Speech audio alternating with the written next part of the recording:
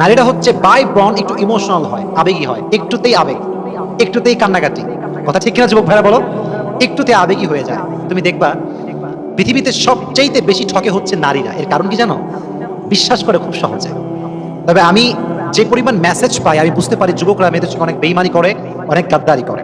আমি বলবো বোনদেরকে এই কথা, যে নারীকে কোনো পুরুষ সর্বহারা করে দিয়েছে, তার সম্মানে আঘাত করেছে, কষ্ট দিয়েছে, তার ইজ্জত নষ্ট করেছে, তার সতীত্বে আঘাত করেছে, তার সঙ্গে বেইমানি করেছে, গাদ্দারিও করেছে, এই সব কিছু দেখার পরেও যদি মেয়েটা শুধুমাত্র আল্লাহর দিকে ভরসা করে সহ্য করতে পারে, ধৈর্যশীল হতে পারে, আল্লাহ তাকে এমন একটা উত্তম জিনিস দান করবে যেটা সে কখনো কল্পনাই করতে পারবে না। সুবহানাল্লাহ পড়ে।